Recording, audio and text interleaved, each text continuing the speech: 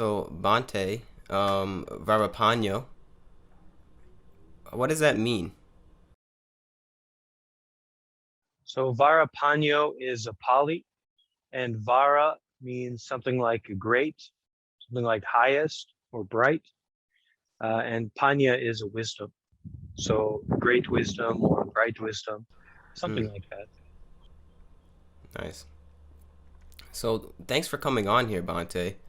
I love speaking to people that are monastics because I don't know. I think it's just something that people.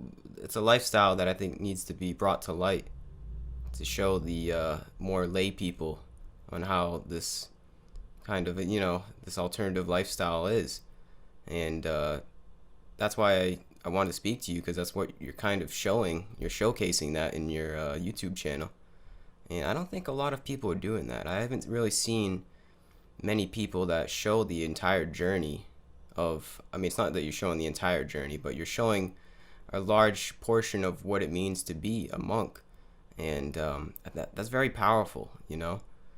So I mean, my first question to you is, how did you come to this? How did you decide to don the robes and shave your head and want to document the entire lifestyle of what it means to be a monastic? Well, even before I got involved with spirituality and meditation, even before I kind of got on my path, um, I was online. I kind of grew up at that precipice where online communication began to be possible. So I remember my first experience of online gaming, where I was at a friend's house for a sleepover, and they had the original Xbox, and they had the Xbox Live with the Halo. So they had the headset. And the moment when I was sitting in front of this big screen TV and had this headset on and was communicating with people live, that I'd never met before. I don't know, I was 13 or 14, something like that. It was just, or maybe even younger. I was just amazed. I was totally blown away by it. And it wasn't so much like the game itself, but it was the internet part of it and this connection part of it. So that had a big influence on my life moving forward. And originally, it was always within games.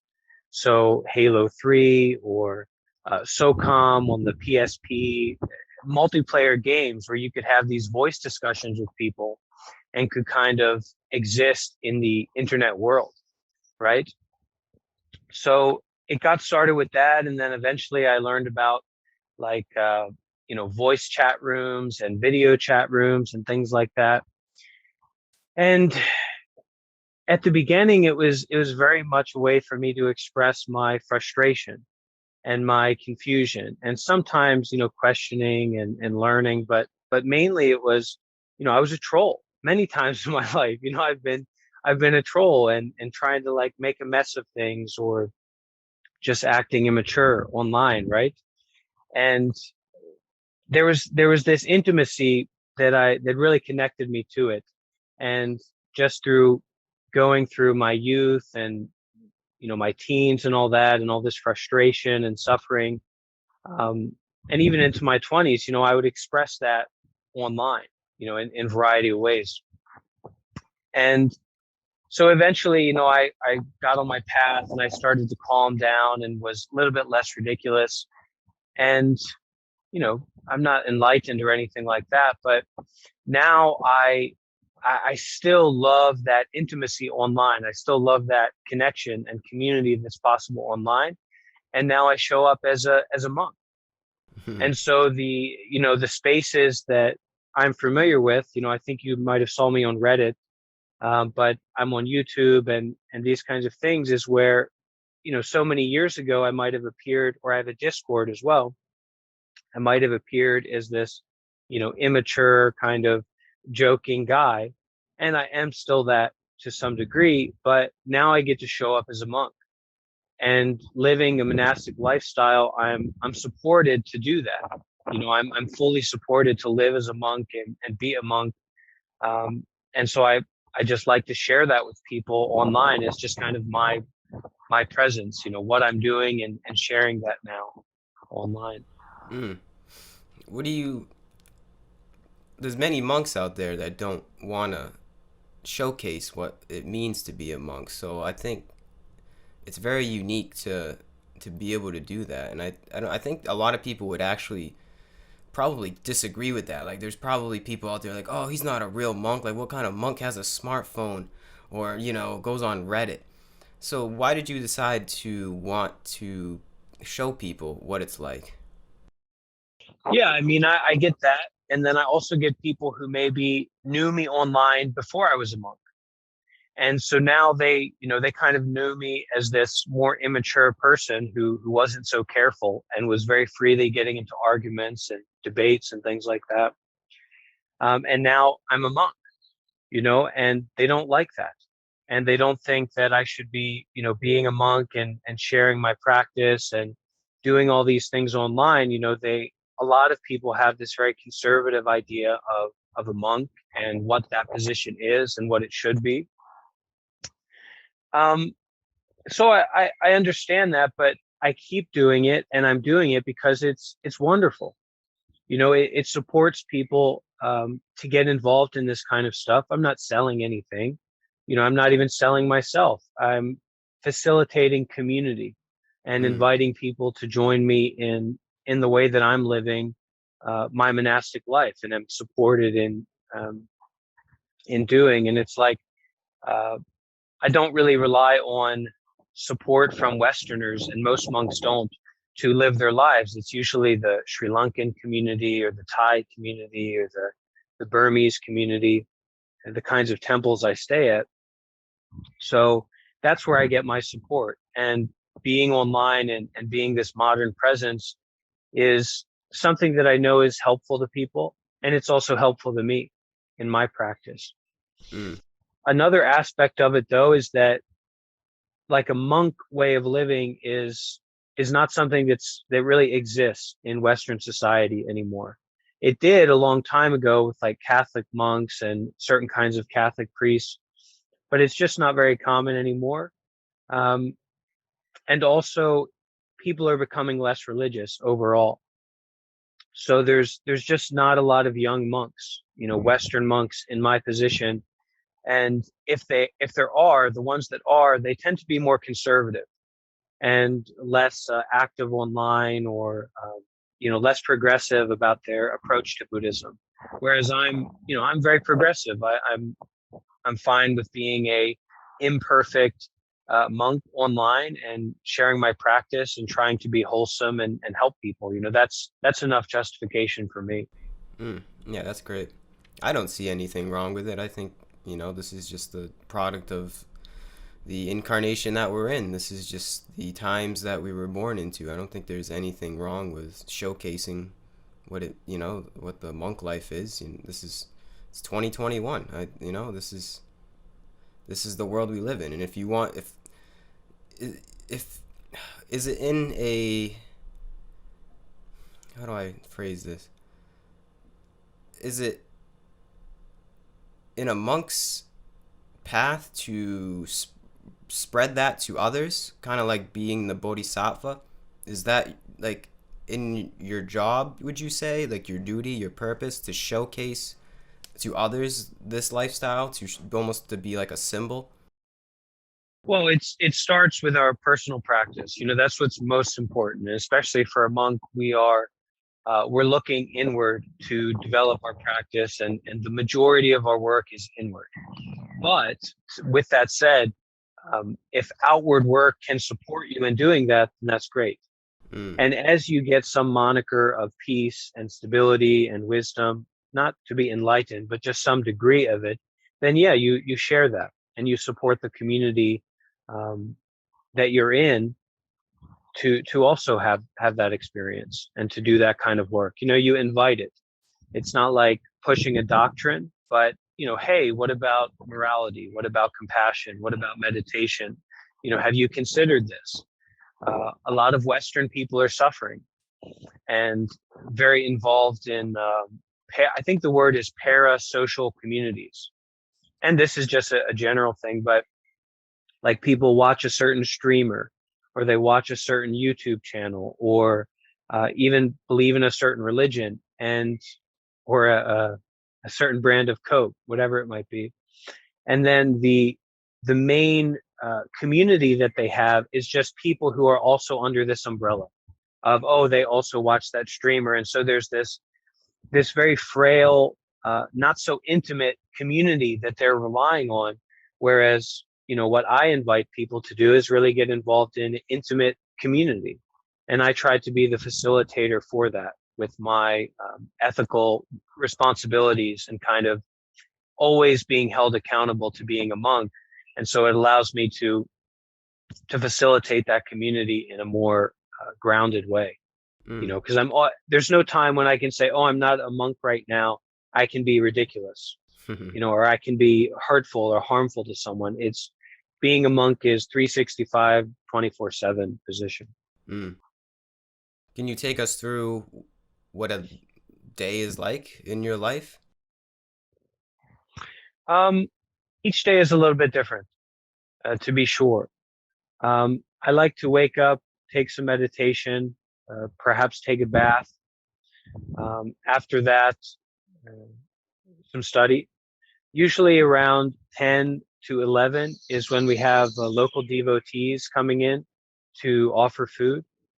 And so we do a chanting service, some teaching, some meditation with them. We have lunch. They offer food into our bowl, or into a plate. It depends. And I try to bring a lot of my day to being in this reflective kind of position about what am I doing? Um, how have my recent activities led to this moment? And what I'm doing now, how is that going to affect me moving forward? And always trying to take that reflective, contemplative look at my life. So each day is a little bit different. I don't have a rigid schedule really, but in general, you have the Buddhist services for the local devotees, um, personal meditation practice, personal study, um, and then the work that I do online. So spending time in the Discord, hosting a daily class, a guided meditation or reading or a study group on Discord, um, and sometimes having a session on Reddit, or things like that. There's a lot of free time for a monk to be in that contemplative, reflective space. The more rigid ideas of like almost a military kind of lifestyle, that a lot of people have those notions about monks, like they don't uh, they don't use technology, they don't speak, um, stuff like that. It's more related to intensive retreat. So if you're on an intensive retreat, a meditation retreat, no, you won't be using technology, you won't be speaking, you won't even be making eye contact perhaps with someone. But outside of that, there's a lot of fluidity and freedom outside of retreat with how a monk can live, as long as they're supported. They have a place to stay. And in a sense, we're also homeless. So there's like in the Buddhist time, the monks would just be wandering. They didn't have an exact place where they lived or stayed at. They even had a practice of not sleeping under one tree for 3 days, because they would just continue to wander and to move. Mm. And I try to integrate that into my practice as well, kind of a modern wandering monk. Mm. Would you say your home is in the mind? Yeah, and finding home in that moment to moment experience that's Mm. not related to the story of the building that I'm living in, or the Mm. story of expecting to stay here tomorrow and being here yesterday, and all that, but to just really continue stepping into, this is home. Yeah. this is Yeah. this is it. Would you say that's kind of what it is kind of liberating yourself from the story that we built up or that we build up? Um, like the story of our egos? Yeah, and that's one of the greatest joys that has gone along with being a monk, especially living in Southeast Asia. Right now, I'm in England. Um, But there you're just, the society as a whole, as a monk, I could fly into Sri Lanka or Thailand or Myanmar with this robe and my bowl, my begging bowl, barefoot, with nothing else, and I wouldn't have any problem. Mm. I'd have a place to stay and live indefinitely, Yeah. in any of those countries. So you can really embody that this is home. Step by step, this is home. Yeah. That sounds like a sense of freedom, but you have to give up your material possessions. So it's freedom with no. It's essentially that's what a monk is. It's like no attachments, right? You're attempting to detach yourself from anything of the outside world and really go within, right? That's the journey. It's the approach. Yeah, it's definitely the approach. Now, is it you have to get rid of all your things and become a monk? No. And even for monks, I have a phone. I'm using a tripod right now to facilitate this interaction. I have things, but it's to work with the mind in a way where we are ready to do exactly that. Where we are ready and able to put down those possessions and walk, and we can live that way. Mm. That we have this relationship with our mind where that's reasonable. That's doable, Mm. and even beneficial, even nice. To practice like that. Would you say you're more at peace? Since becoming a monk, yeah, and it's not only on the spiritual side, but becoming a part of an institution, a community. So you have many places to live. I don't have to. I'm not trying to make money in any way, and I don't need to, because there's such a large Buddhist community that supports monks to live in this way. So Mm. really becoming a part of that community is empowering and stabilizing for sure.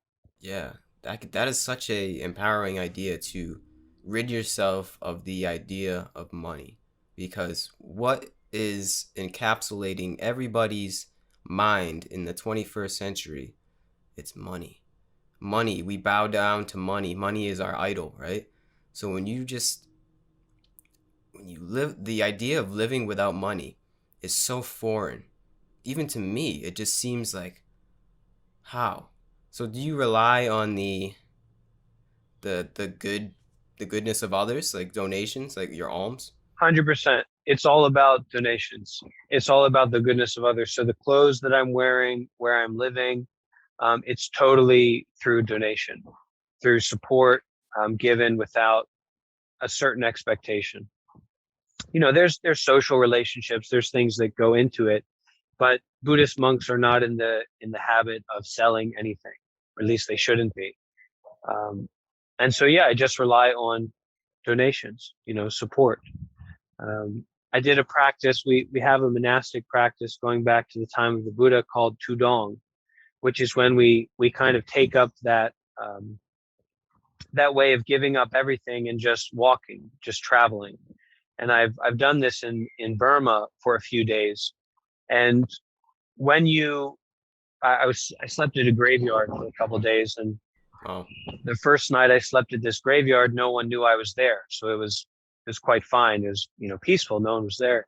The next morning, I woke up early and I went for alms round, which is we take our bowl and wrap the robe like this, and we walk through the village with our head kind of turned down, walking slowly and very mindfully. And people call out to us to donate. So they donate fruit, money, rice, curry. And this was just in a random village in the middle of nowhere. They didn't know who I was.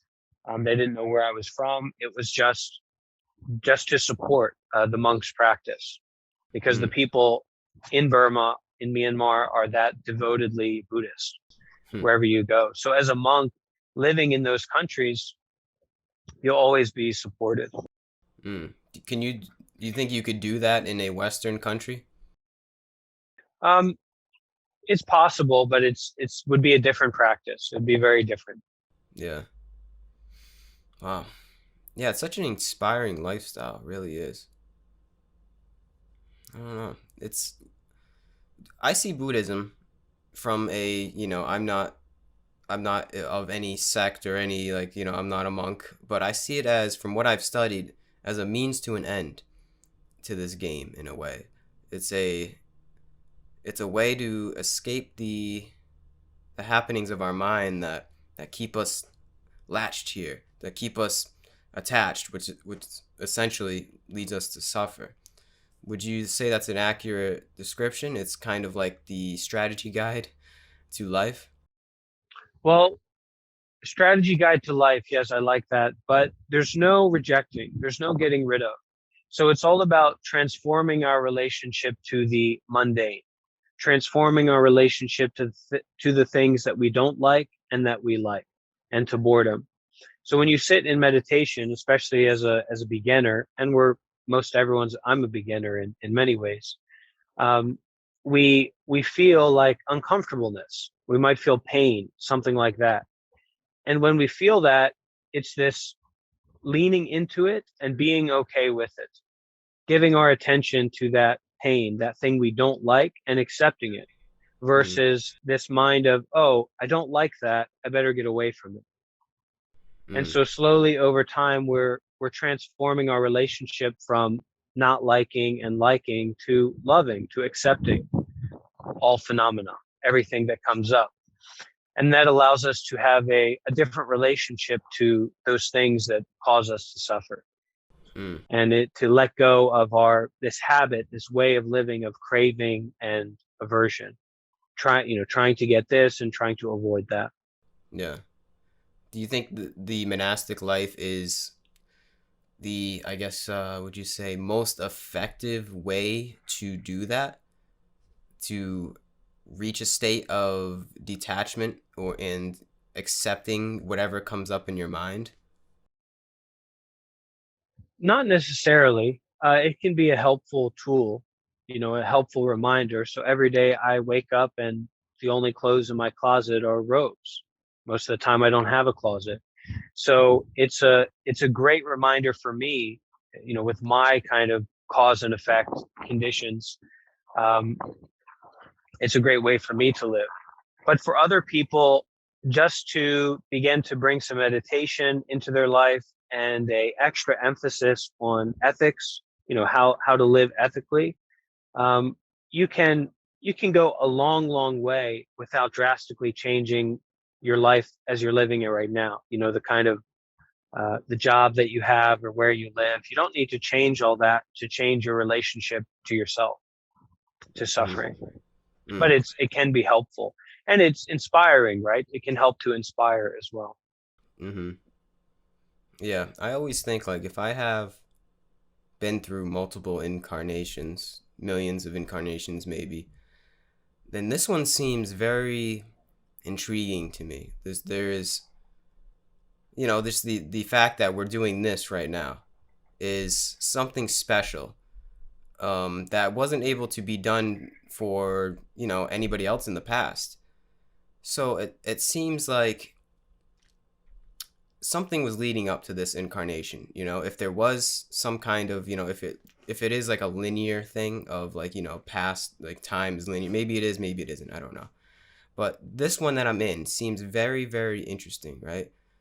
So what I'm getting at is, does it seems to be like over these multiple incarnations, is it leading up to me to become a monk? Is it leading up to everyone else to become a monk? Like maybe not everybody else in this lifetime during this time of 2021, but is it in everybody's, would you say, I don't know, I have to choose my words wisely, I guess, but like would you say it's in everyone's destiny to follow that way? It's like is true detachment from the mind over multiple lifetimes truly achieved by following this lifestyle? Well, this brings up the topic of fetishizing monks and fetishizing the lifestyle. So, monk is a particular tradition, a particular way of living. But the monasteries and the way that monks live in Southeast Asia, it's not an enlightened society. But um, bringing that extra layer of emphasis on our ethics, on our contemplative kind of approach and stance to reality, and being kind of intrigued by, as you said, these conditions that we find ourselves in, which are quite unbelievable. Yeah. I mean, this technology and being able to, it's unbelievable, and you can explain it technologically, scientifically, but if you look at it in terms of human experience, we're projecting our image through space and time, and our voice. It's quite trippy kind of stuff. Yeah. So um, I think that we as a society are moving towards a more contemplative, ethical approach to life, but we've got a long way to go. And is that absolutely going to happen? For sure, I don't know. But certainly, part of my aspiration is to help and encourage as many people as possible to consider this approach to life. And there's really no, everyone should be compassionate and take a kind of contemplative stance, and we should not go out of our way to justify encouraging suffering for someone just because they're wrong or bad according to some metric that we've brought up.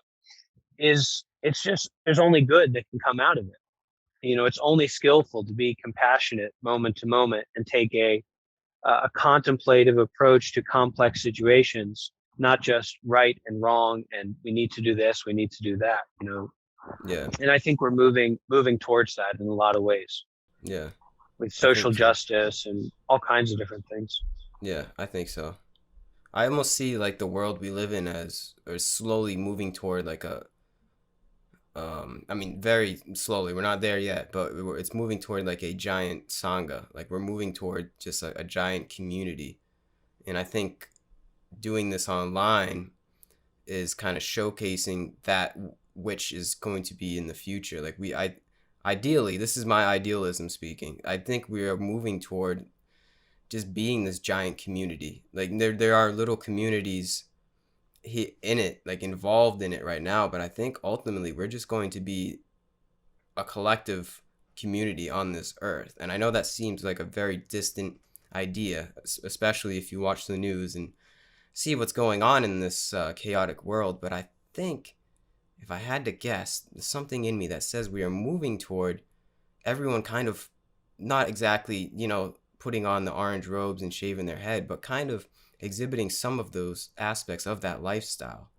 And that's getting back to it. I think it's a very um, crazy time to be alive, man. This is this is the beginning of that. Like I see, like the way is the way, there is no other way to live. And once you come to that conclusion, you don't really leave that. And the internet is allowing us to show us the way. I would have never been exposed to these ideas if I was born, say, 1940 or 50. So I think this is the dawning of like a new era of a collective sangha, I guess you could say. I don't know. Maybe that's just my idealism, like I said. But I think one way or the other, we're all going to approach that kind of monastic lifestyle, but not necessarily so intensive. And that's why I think it's important for you and people like you to showcase that and show people that it is possible, and to show the kind of correct living, the right way, the I don't know how else to explain it. It's kind of like your symbol to how we should approach this life, and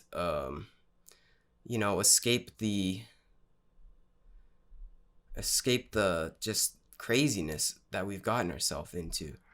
And yeah, the internet is allowing us to facilitate that on this entire planet. It's a very amazing time to be alive. I think ultimately we are going to get to that. I think the human race is going to be kind of this very, very, I don't know, it's not holy, the word I'm looking for, but just like Skillful. more, what is that? Skillful. Yeah, skillful. Just, yeah, more attuned to Dharma, I think. Um, got a little ways to go, but we'll get there, we'll get there. uh, yeah, I don't know. That's why I always question, I'm like, is it in everybody's destiny to become like this Dharma, attuned to the Dharma so much and become a monk in a way. And I don't necessarily know if it's becoming like a straight up monk like you are, but I think there's certain things that we can all take from the things that you are showing on your YouTube channel, on your Discord, or wherever else that you decide to, show us the way to live. It's awesome. I don't know. Cool time to be alive. That's all I'm saying. It's an amazing time to be here. It's the awakening, This really is. I know it sounds cliche, but this is really an awakening of something in humanity. There's something else we're just suffering so much all over the world. Like we're looking for something. We're looking for a purpose. We're looking for like what am I? Who am I? Why am I here? And there's nothing that's really going to tell you that. The news isn't going to tell you that.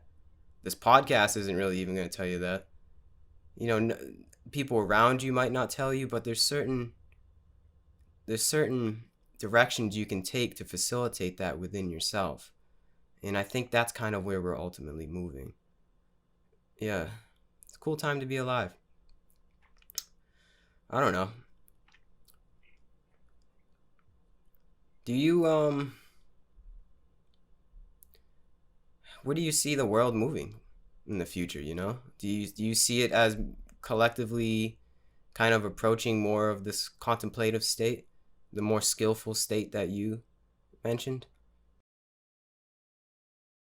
Well, I don't focus on the past or the future very often, Be in the past present, or right? future really, in the present. But I think there is a looking at history. There is a natural move towards nonviolence, towards peace.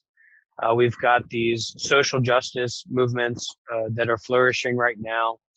We have mindfulness and meditation, which is spreading from the East and being shown to be extremely effective in dealing with a lot of the neuroses that we, especially as Western people, suffer from. So a lot of people are getting into the Dharma, getting into ethics, compassion, meditation.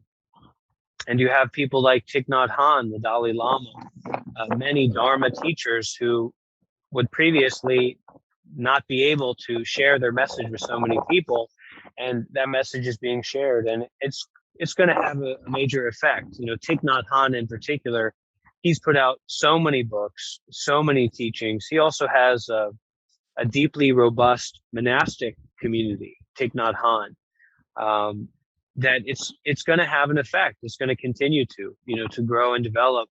And people want, sometimes I've used this phrasing when talking to younger people online. People want high tier memes. That's what people want. That's what the upvotes go to high tier memes. And once our perspective opens up because we're exposed to different experiences, we develop a new barometer or a new metric for what's a high tier meme and what's a low tier meme. So a lot of that toxic, reactionary, violent or negative kind of ill will based stuff, it doesn't hold up. It's not viable. It's not workable. And it's only in these kind of vacuums of human experience that these things proliferate, that they spread. Oh, yeah, we should really be nasty and hateful. We should try and hurt this person.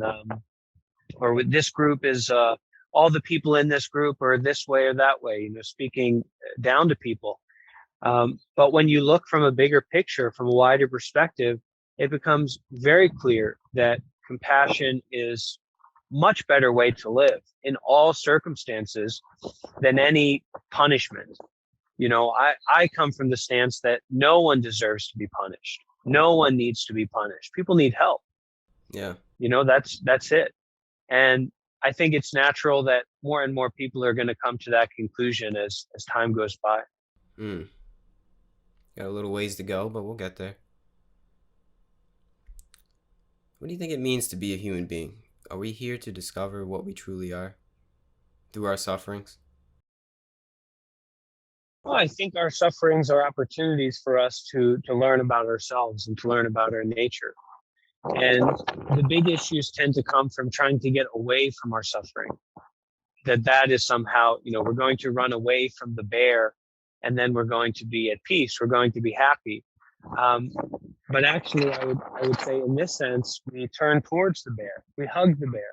We give our attention to this hungry, angry, um, bipolar, um, sadistic bear.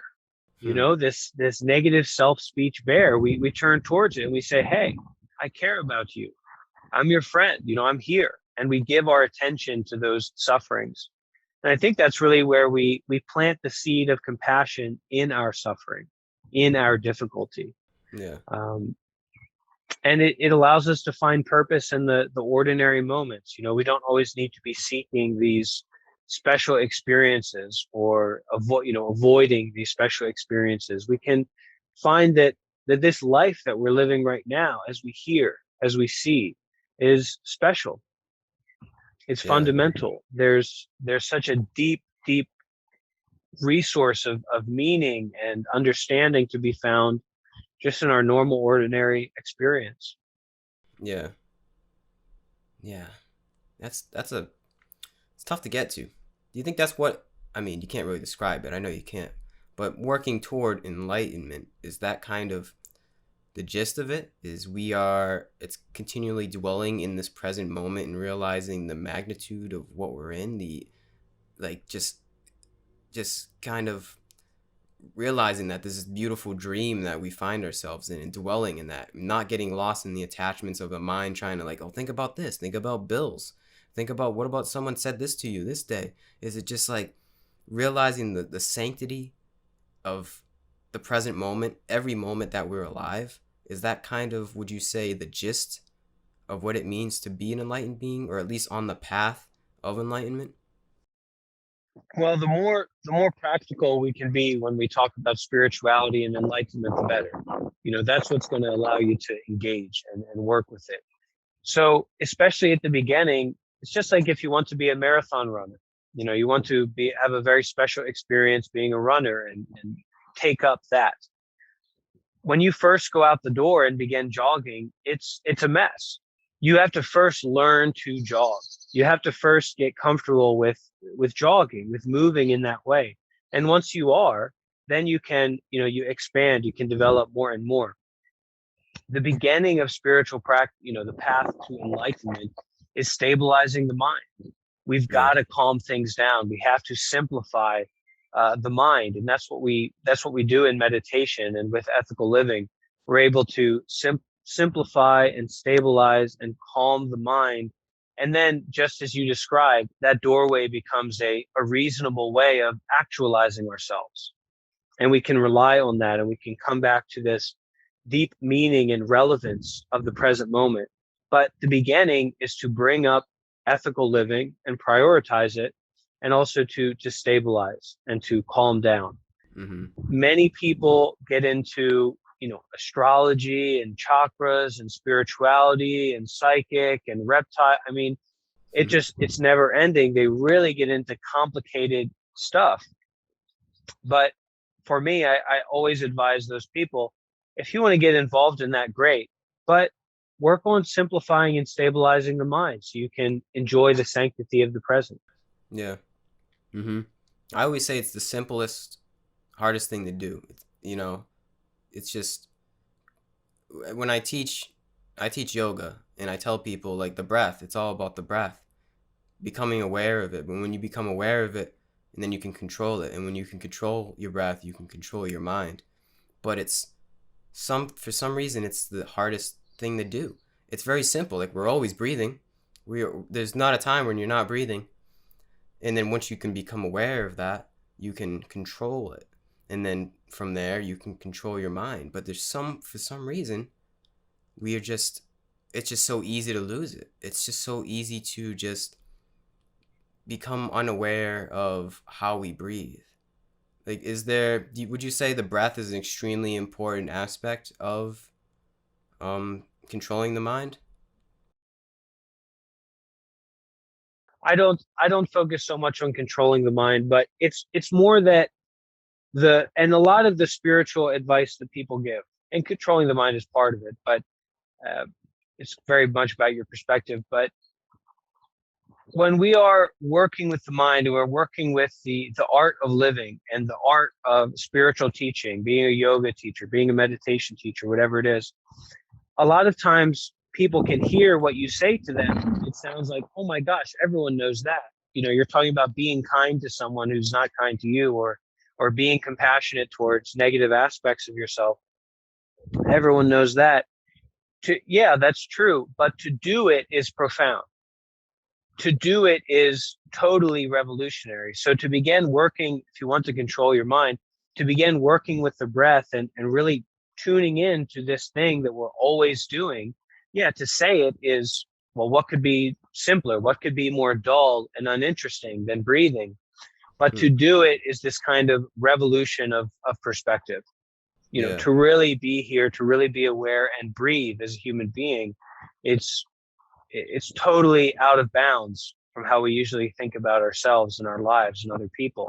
But once you start doing it, it's uh, it's transformative, even if it's so simple to say. Yeah. Transformative, how though? How would you describe that? How it transforms this experience? Well, we go from my experience, we go from this mind, this identity that is always relying on story. We're Mm. always relying on, I did this in the past, I want this in the future, I'm currently going through, this situation. We're always relying on that. And so we're trapping ourselves in a certain position and a certain way of seeing things, and a way of relating to ourselves. When we just start to breathe, we really open that door of presence, being aware rather than story and thinking and judgment. And the more that you practice with that, the more that you can rely on that. That door opens up more and more. And eventually you can say, wow, look at all those thoughts going by. Mm-hmm. Look at that story that is coming up in my mind, but there's no need to rely on that. You can rely on your breathing, on your presence, on your awareness. Yeah. Okay. Yeah. So it's less so to you about controlling. It's not about controlling those thoughts. It's more so just kind of watching them kind of float downstream like leaves in a stream, just kind of noticing and taking note of that, just saying, like you said, wow, look at that. Wow, look at that fear. Look at that anger. Look at that happiness, maybe. And it's kind of just becoming the witness in a way. Yeah, there is fear versus I'm afraid. Mm. Yeah. Okay. Yeah. It's the case of identification with the fear. Yeah. That's profound. Is so that is Are there people you think out there that just continually dwell in that mindset rather than is that the goal? I know there's no goal, there's no end goal, but in the case of how we're speaking right now in the game that we're playing, is that the goal is to become the eternal witness in this body? Well, I think we are the eternal witness. That's kind of the situation that we're dealing with.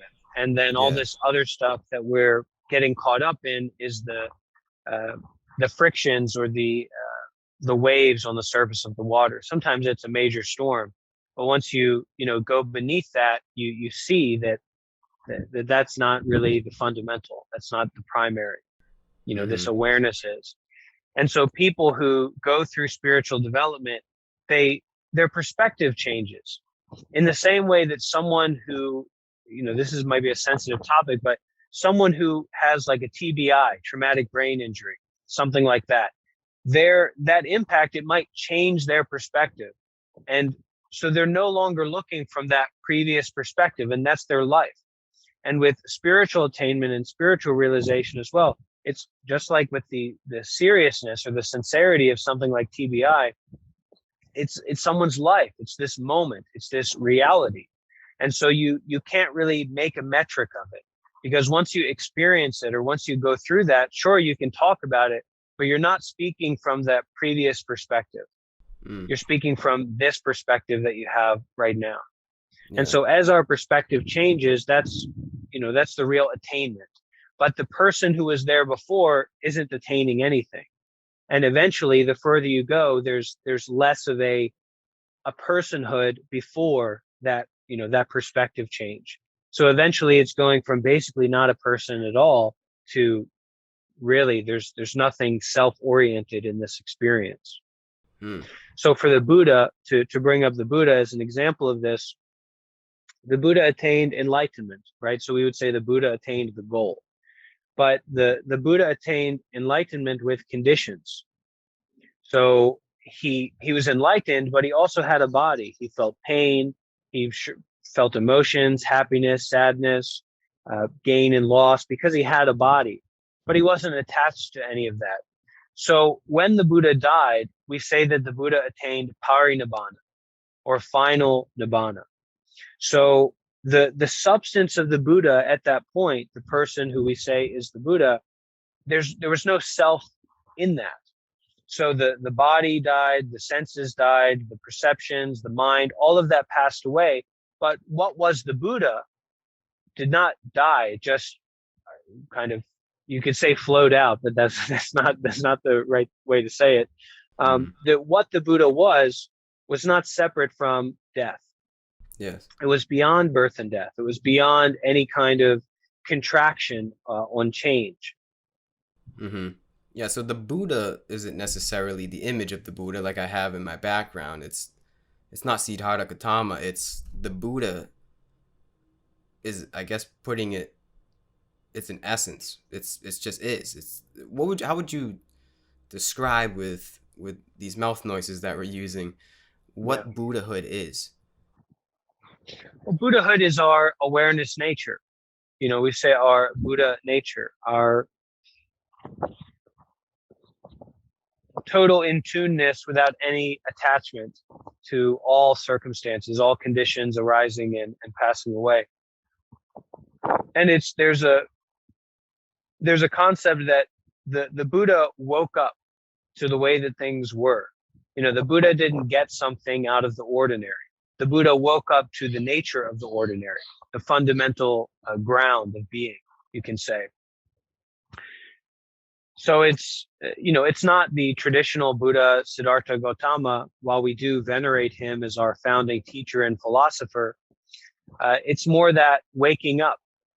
And that waking up, I was listening to a teacher recently who said that to become enlightened, to wake up in this way, is not difficult. Almost anyone can do it. But what is difficult is the work that comes after that. And that's moment to moment, keeping with that waking up practice, keeping up with that cultivation of our ethics and our meditation and all this. Yeah. So it's like, you know, um, before enlightenment, chop wood, carry water. After enlightenment, chop wood, carry water type of thing. It just doesn't. So the journey doesn't end after this so-called, you reach the goalpost of enlightenment. It's more so of the journey is the destination type of thing, right? Sure, but if you think I am enlightened, that's a trap. You're Yeah. in a trap. So whether or not you are enlightened, once you start thinking I am enlightened, you're getting yourself into a trap. Mm. So it's just to continue doing that work, that cultivation, working to become more compassionate, more gentle, more patient, more Mm-hmm. contemplative. And so there's this immediacy of waking up, what the Buddha woke up to, and we're all kind of, we're in that situation one way or another. But then there's also the gradual mind training, and this idea that for Westerners, we know that you can train the body to be very strong, especially if you take steroids and all these. I mean, you can be unbelievably strong. You can be an unbelievably amazing marathon runner if you train, especially compared to what a normal person would be who doesn't have a lot of activity. In the same way, we can train our mind pretty in depth, and the mind, of course, is a lot more subtle than the body. We train our bicep; it just gets a little bit bigger. There's a limit to that, but for training the mind, it's really expansive. We can take it really far. So having that humbleness about where we are and what our experience of enlightenment is, and just continuing to endeavor to cultivate peace and well-being, continuing to endeavor to not endeavor, which is to Hmm. just be here now, to just be aware. Yeah. Yeah, it's like working with the paradoxes of our mind. It's like being able to. It's just a giant game, man. I just see it as just like this. Life is just this game, and we just have to continually stay on, like you said, keep doing the work, stay on your toes, to not, I guess, identify with the game.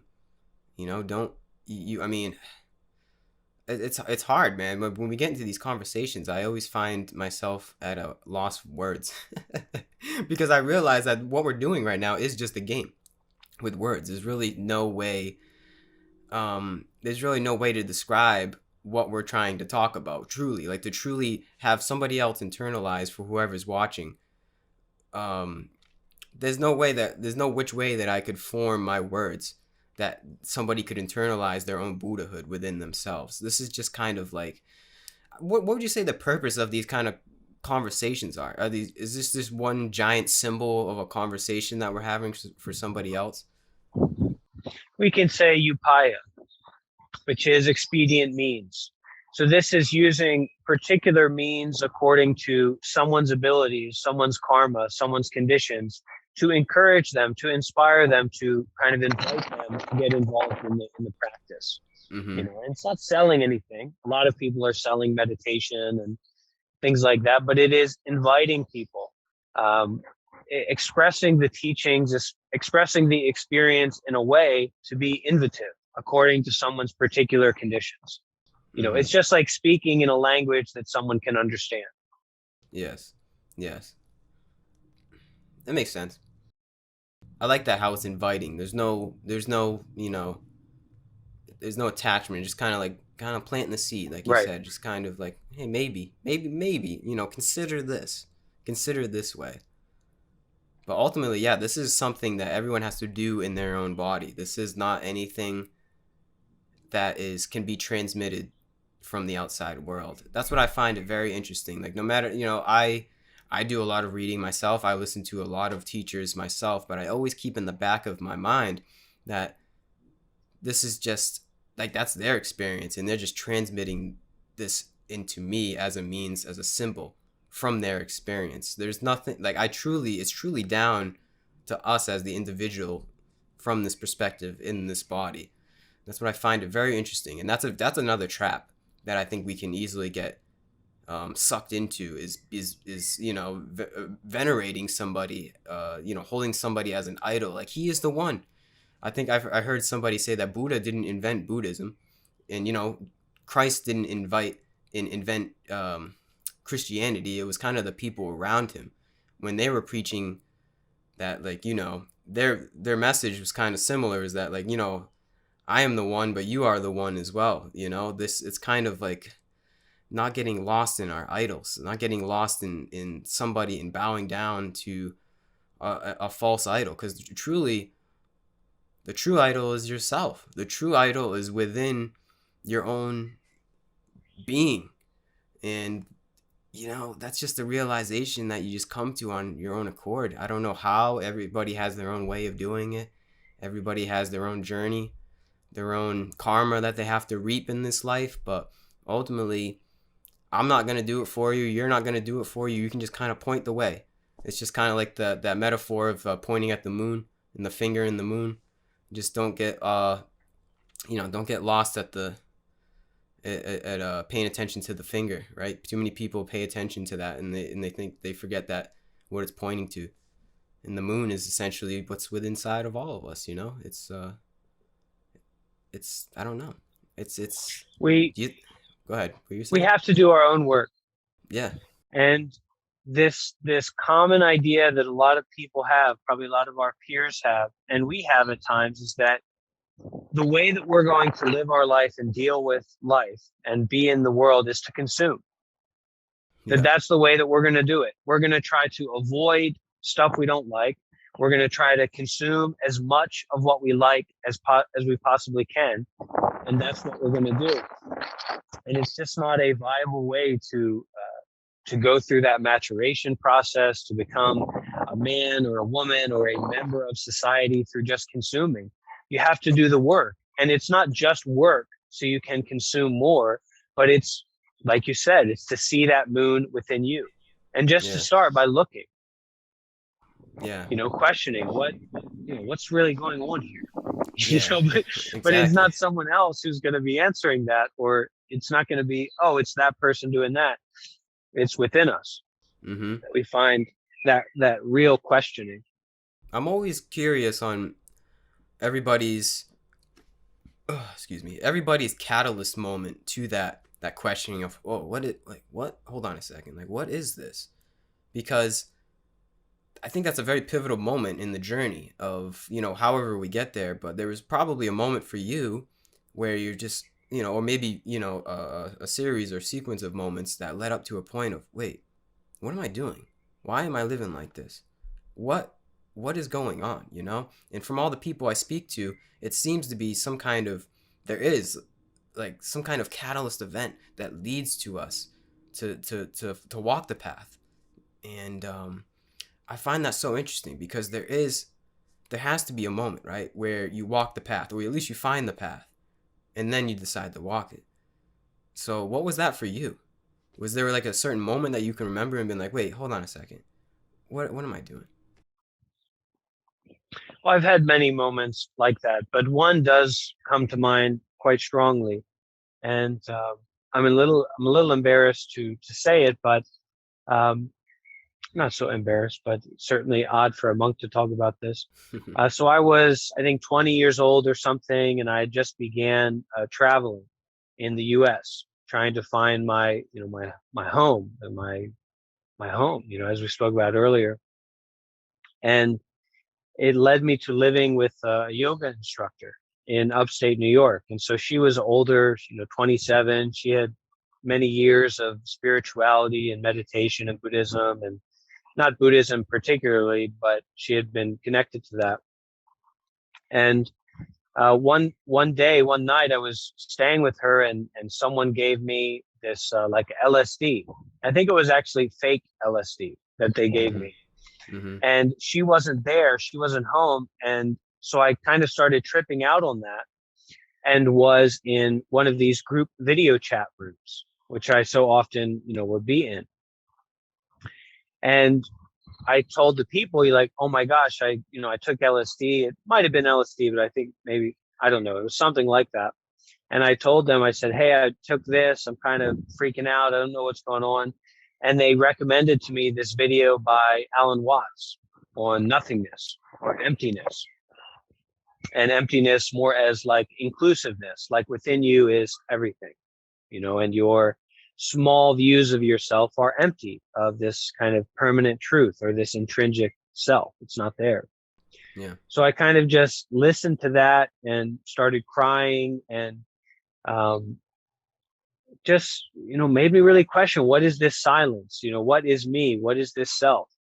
And from there, I got heavily involved into lots of Alan Watts and Eckhart Tolle. And I remember my first time trying to meditate was according to one of Eckhart Tolle's books. And I was trying to like turn the pain body into light. And I was, I really wanted to get this over with. I wanted to get enlightened already. And of course, that didn't work. But it really sparked that journey for me of looking.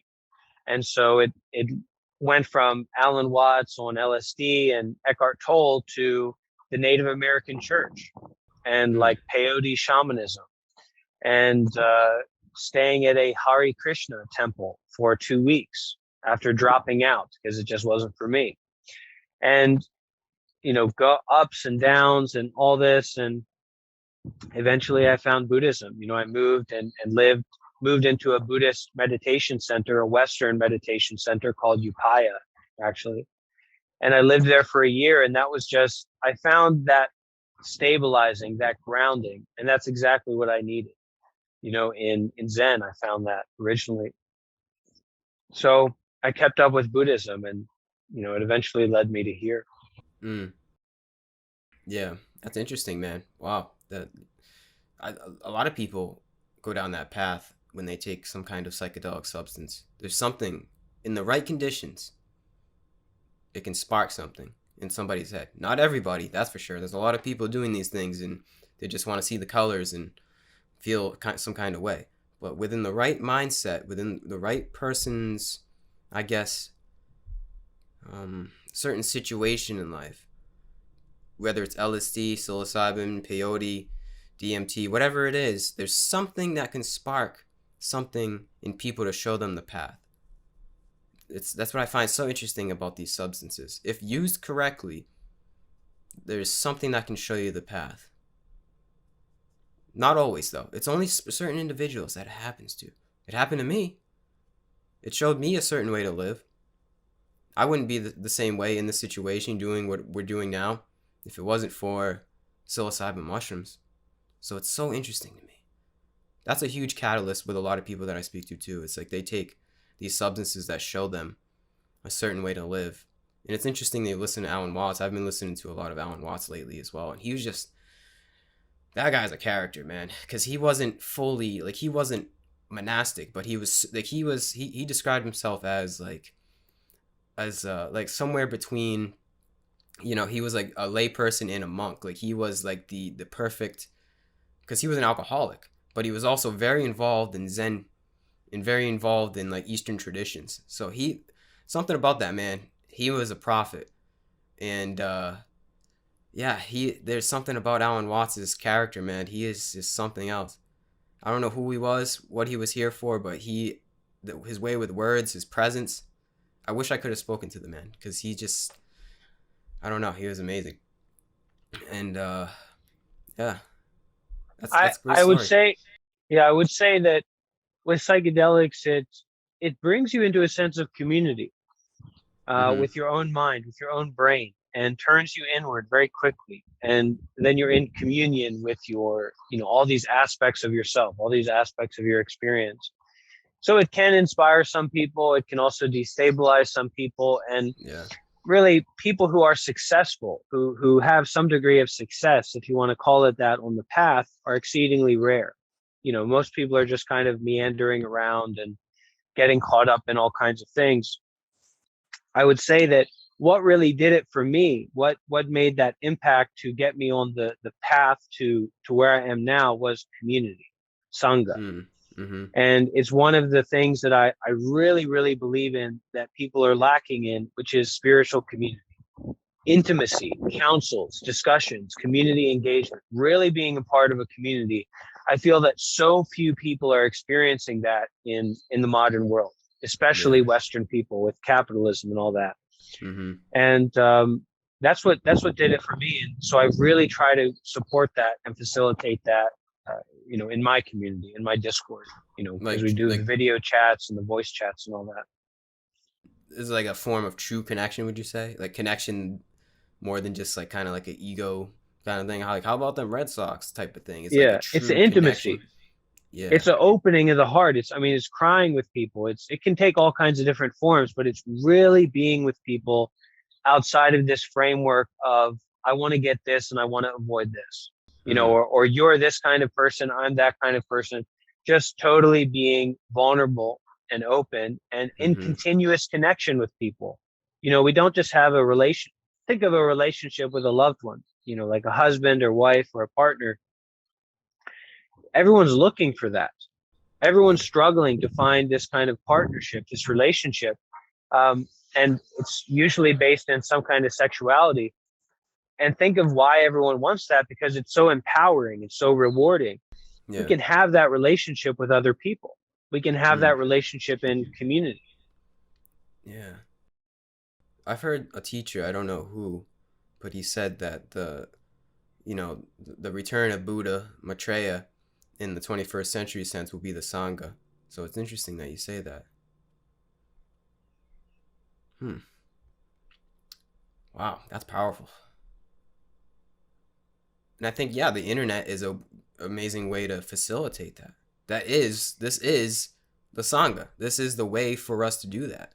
If we use it correctly, we can create communities like you're creating and really fully, connect in a way that we don't usually connect if used correctly.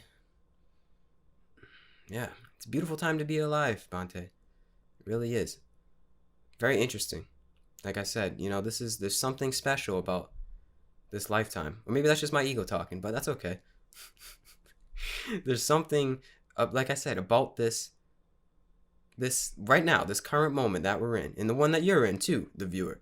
There's something special about the tools that we have at our disposal that allow us to, um, I don't know, reach a sense of peace, I guess, a sense of liberation, or at least kind of point us in the direction of that, and really feel what it feels like to be a human being more than just trying to get materialism, trying to just satisfy our sensual pleasures. There's a way to kind of navigate through using the internet and this technology to really, really get into the depths of what it means to be in this body in this current moment. I love it. I love it.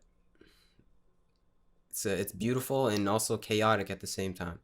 But I wouldn't want to be in any other body, I guess you could say, in any other time period.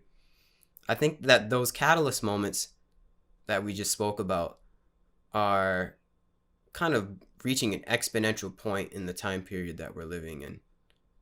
There's, like I said, there's something special about this lifetime where that is allowing all of us to be able to be like, whoa, hold on, wait a second.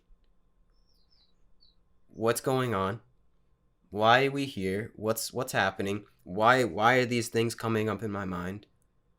And how do I truly find peace? How do I truly find happiness, maybe some would say? How do I find maybe God, some would say? Whatever label you want to put on it. What is purpose? What is my purpose? There's something going on right now where it's allowing us collectively to be able to come to that. And I think it's just, we just can't bear our suffering anymore. I think we're just fed up.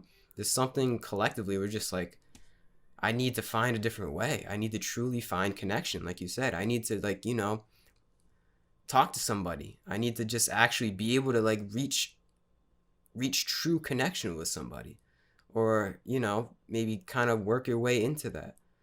Um, yeah, I think that's the time we're living in, man. So it's a beautiful time to be alive.